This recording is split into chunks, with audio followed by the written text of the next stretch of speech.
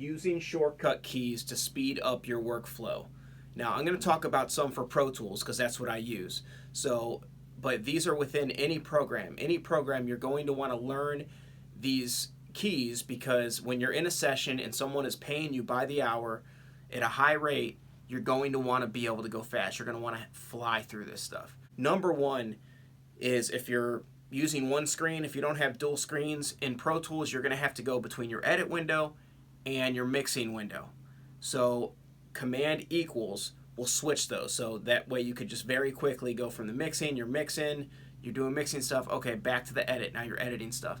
Going back and forth, that's a good one. You don't have to click and drag windows or anything like that. That's crucial.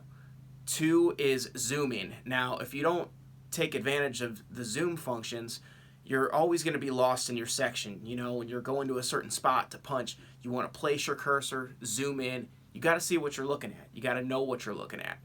So R and T in Pro Tools will zoom you in and out. So I'm always clicking with the cursor to place where I want to zoom in, zoom out. Great feature. Fades. Fade in, fade out. So when you're trimming audio, when you cut off some noise and you got to like put a little fade in or chop off some noise at the end of a clip, got to fade out.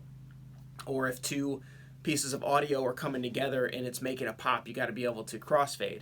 So D, F, and G on your for your keys, it's just one stroke of a key. So place the cursor at the beginning of the clip, hit D, that's a fade in.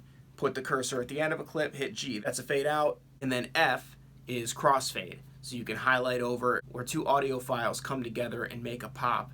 Highlight over that, hit F. You can get flying pretty quick and just put in a bunch of fades where you need to put them, and it doesn't take up too much time.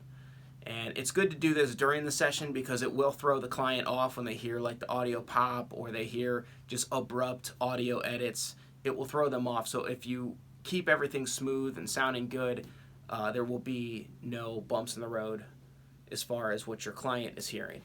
Lastly is the command to turn on and off pre-roll. Pre-roll is an amount of audio that's being played before the punch-in point. So if you're punching in a singer at a certain line, you put on the pre-roll of a couple bars so they can sing along to get a smooth punch. So that can really mess up your workflow if the singer wants to hear back the take they just did and then you hit play and then it's playing a couple bars back. They don't want to hear that. So Command K is going to turn on and off pre-roll. So turn off the pre-roll when you play the track back, and then Command K, turn on the pre-roll. Turn on the pre-roll when you want to record again.